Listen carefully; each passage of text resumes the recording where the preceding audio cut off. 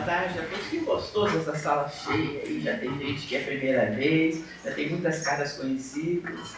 Então, vamos ver, hoje o tema é Estás doente? E é baseado em Tiago, e a frase que tem: e a oração da fé salvará o doente, e o Senhor o levantará.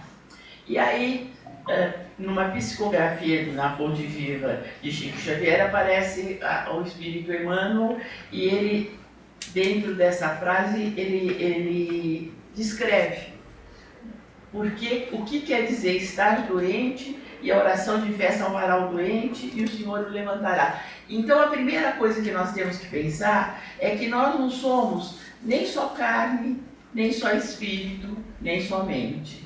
Nós temos esses três campos de energia, esses três campos que fazem parte do ser humano, e que então o que eles aqui apresentam, e já nesse tempo, você vê agora que se está descobrindo a influência de um desses fatores sobre o outro, e nesse tempo ele já falava isso, que o tratamento tem que ser geral, tratar todos esses setores. Então, é muito importante essa distinção. Então, ele diz: todas as criaturas humanas adoecem, todavia são raros aqueles que cogitam da cura real. Por que isso? Porque, às vezes, nós estamos com, sei lá, uma gripe ou até uma pneumonia, e nós vamos correndo no médico e recebemos a medicação e tomamos aquela medicação, e ao decorrer de um tempo estamos curados. Por que ele diz estás doente se nós estamos curados? Mas será que nesse meio tempo nós pensamos o que provoca em nós a baixa da imunidade, às vezes ter uma atitude insensata, como que nos leva a adquirir essa doença física? Então, quando nós curamos a doença física, às vezes nós não estamos com a cura real, que ele chama aqui, porque nós ficamos ainda com os mesmos comportamentos, as mesmas atitudes, às vezes os maus hábitos que nos levaram a ter aquela doença. Então, já nesse tempo ele fala dessa cura global. Se te encontras enfermo, não acredites que a ação medicamentosa, através da boca e dos poros, te possa restaurar integralmente. O comprimido ajuda, a injeção melhora. Entretanto, nunca te esqueças de que os verdadeiros males procedem do coração. A mente é fonte criadora. Diz que a mente são os olhos do espírito. Então, aquilo que nós pensamos, e às vezes a gente tem um pensamento tão assim, eu me curei disso, mas eu vou pegar de novo pneumonia, não adianta, porque o meu organismo... Então você já está, de princípio, você já está renegando que você tem esse poder. Você tem o poder até de se precaver, você tem o poder de ter uma vida mais saudável, você tem todas essas possibilidades. Você tem a possibilidade até... Quando ele fala dessa cura integral, você tem a possibilidade até de desenvolver o seu espírito, de entender que a carne é a carne, que o material é o material, mas que é a nossa mente, é onde nós colocamos a nossa mente, onde estão os nossos olhos do espírito, que fazem com que a gente até mantenha esse pensamento repetitivo, e acabamos tendo novamente quantas recaídas de doença que as pessoas têm. Uma das doenças mais estudadas, e a gente acredita, no outro dia eu fiquei até feliz que li que, não sei em que ano aí que ele disse do futuro, não haverá mais câncer. Por quê? Porque o câncer é resultado de uma célula que está se desenvolvendo de uma maneira errada. E existem muitos estudos que, estudando as pessoas que têm determinados tipos de câncer, a gente vê as causas que foram. Por exemplo, um câncer de bexiga diz que é para quem fuma muito. Então, às vezes, a gente não liga para isso. A gente, não vou ter nunca, imagine eu vou ter. O que é isso? Então, se você está com a sua imunidade baixa, também é muito mais propenso a você ter doenças físicas. E essa imunidade, será que é só porque a gente não toma o Renosol, ou porque não toma o remédio que seria propício a cuidar da nossa imunidade. Se vocês soubessem como a tristeza, a mágoa, a baixa imunidade, se fizesse um estudo em que as pessoas que têm baixa imunidade, como elas se descuidam desse bem-estar, se descuidam de ter um pensamento, porque às vezes a gente pensa, quantas pessoas não têm objetivo de vida, quantas pessoas acham que a vida acaba a qualquer momento e acabou. Que estímulo eles têm para cuidar, para se cuidar, para crescer, para melhorar, para se tornarem pessoas melhores. Eu vou morrer mesmo. Mas às vezes a única dor é, não, eu quero morrer de rápido, eu não quero ter uma doença, mas morrer eu vou morrer mesmo. Quer dizer, esse pensamento leva as pessoas a dizer, para que eu vou me cuidar? Para que eu vou me cuidar espiritualmente? Para que eu vou cuidar dos meus pensamentos? Para que eu vou cuidar das minhas ações que podem prejudicar os outros? Se isso não vai adiantar nada, para que eu... Ou então, como antigamente aquelas religiões que tinham, que você comprava como é que chamava? Benesses, sei lá.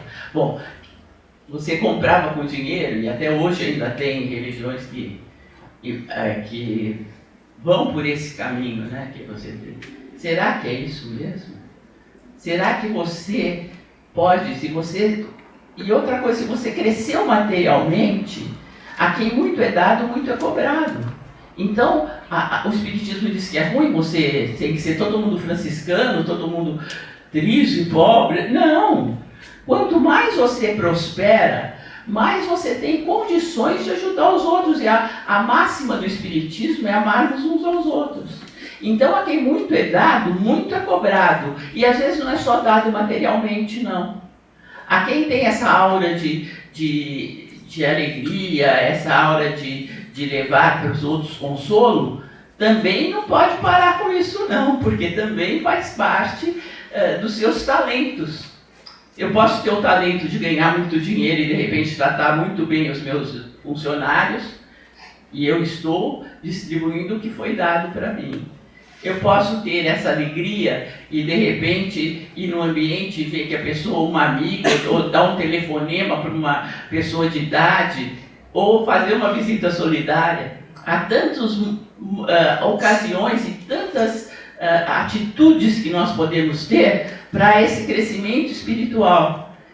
E essa parte do crescimento espiritual também tem a ver com a imunidade. A vida, pouco a pouco, plasma em torno dos teus passos aquilo que desejas. De que vale a medicação exterior se prossegues triste, acabrunhado e insubmisso. Eu vou pular uns aqui, senão a gente fica também. O desalento, por sua vez, é clima anestesiante, que entorpece e destrói. Que gênio milagroso te doará o equilíbrio orgânico, se não sabes calar nem desculpar, se não ajudas nem compreendes, se não te humilhas para os desígnios superiores, nem procuras harmonia entre os homens. E aqui ele fala de uma coisa que é meio triste falar, mas também a gente tem que pensar nisso. Se estás doente, meu amigo, acima de qualquer medicação, aprende a orar e a entender, a auxiliar e a preparar o coração para a grande mudança. Desapega-te dos bens transitórios que te foram emprestados pelo poder divino, de acordo com a lei do uso, e lembra-te de que serás agora e depois reconduzido à vida maior, onde encontramos sempre a própria consciência. Então, isso é uma coisa que a gente não gosta muito de pensar, mas tem algo que vocês, acontece muito com vocês. A gente sempre está pedindo, né? Às vezes a quem a gente acredita, ao santo que acredita, ou ao plano superior, ou a Jesus, ou a Deus. Às vezes uma pessoa querida está doente e a gente está pedindo muito que a cura dessa pessoa, que ela fique bem. E de repente essa pessoa falece. E nós começamos a renegar tudo aquilo que nós pedimos com tanta fé, que nós ficamos tão assim... com tanta crença que ia dar certo, de repente abala a nossa fé. Você acha que isso é correto? Não é. Porque cada ser humano tem sua história de vida. Quem somos nós para ir contra o tempo de cada um aqui na Terra? Porque cada um tem o seu caminho. Então nós pedimos ajuda para aquela pessoa estar bem, ajuda para que seja o melhor possível dentro dos desígnios de Deus. Então nós não temos que nos revoltar com isso. Nós temos apenas de pensar, essa pessoa cumpriu o que ela tinha que cumprir nessa encarnação na Terra. Então vamos fazer uma prece muito bonita, contando todo o amor que nós sempre tivemos por essa pessoa, reverenciando tanto o bem que essa pessoa fez, agradecendo os anos que nós convivemos com ela e realmente deixar ela seguir, que às vezes a gente não sabe, a gente acredita que tem muita gente melhor que nós lá em cima. Então, esse também é um dos lados que ele fala aqui nessa lição. Agora, conforme eu fui vendo a lição, eu comecei a lembrar, puxa, isso tem muito a ver com doenças psicossomáticas. Aquelas doenças que nós acreditamos ter, que nós plasmamos em nós, que são a interconexão entre mente e corpo, onde o sofrimento psicológico se manifesta em sintomas físicos. Então, olha como essa frase de que a mente são os olhos do espírito é tão certa, porque nós conseguimos, por um sofrimento psicológico, trazer sintomas físicos. Então, aqui alguns exemplos que eu achei interessante. Distúrbios gastrointestinais, como síndrome do intestino irritável, gastrite, úlceras. E isso a gente sabe, porque quando a gente vai no médico gastro, ele fala assim, olha, não pode ter estresse, hein? Como se fosse fácil a gente vivendo assim, tendo que trabalhar, tendo que ver a parte financeira que não é fácil. Cuidado ao espírito, claro, a gente também tem que reservar um dia para a vida que eu creio, a gente precisa reservar um dia para estudo, precisando tudo isso sem estresse. Como se ninguém fosse se interpor na nossa vida e nos causar estresse. Faz parte da vida. Mas, realmente, esse estresse excessivo, a gente sabe que traz muitos sintomas físicos mesmo. As cefaleias, dores de cabeça tensionais e enxaquecas. Distúrbios dermatológicos, eczema, psoríase e acne, dores musculares, fibromialgia. A fibromialgia dizem que é a não doença. Quando o médico já viu tudo, já pediu todos os exames, não descobriu de onde que você tem aquela dor, ele disse, você está com fibromialgia. E aí, vamos cuidar disso, que é do total. Aí, respiratórias, asma, cardíacos, hipertensão arterial. E isso dá para medir. Porque quando você tem alguma tensão, alguma coisa só, aí você vai medir a sua pressão. Subiu a pressão. Porque realmente tem essa correlação. E insônia e outros distúrbios do sono. A gente tinha um estudo que dizia assim, se você tem algum problema aqui no pescoço, nas cordas vocais, é porque você precisa falar mais, que tem muita coisa que você engole, que não dá. Se você tem dor no estômago, você engole muito sapo, por isso você tem dor. Então tem umas histórias assim, que é para explicar, que no fundo é para explicar isso. O que é engolir sapo? É você realmente não se posicionar. É você deixar que aquele acontecimento, que nós vamos chamando aqui de sapo, aquele acontecimento vai te causar uma revolta tão grande, um mal-estar tão grande, uma mágoa, um sentimento tão pesado, que acaba que os ácidos do estômago começam a ficar trabalhando sozinhos lá. Então, essa acaba sendo o que a gente fala das doenças que são causadas, que ele já falava muitos anos atrás. Mas nós temos uma novidade boa. A Faculdade de Medicina da USP e a Organização Mundial de Saúde já reconhecem a espiritualidade em sua definição de saúde, o que tem impulsionado a discussão e o reconhecimento desta dimensão da medicina. O que isso é bom? Isso é bom, porque a gente, quantas vezes nós já não fomos em médico e falamos assim, o médico nem olhou na minha cara, ele começou no computador e me deu uma receita e acabou. Quando o que eles ensinam nas faculdades, agora as matérias, é que tanto o remédio cura, como a tua atenção faz com que o paciente ele entenda, puxa, estou sendo bem tratado, eu não sou um número, eu sou uma pessoa. Ele se preocupou com os meus sintomas, ele se preocupou com a minha saúde e me deu a solução certa para isso. Dá uma confiança no paciente. Então isso, eu acho que é um progresso muito grande deles terem reconhecido e fazerem essa matéria mesmo.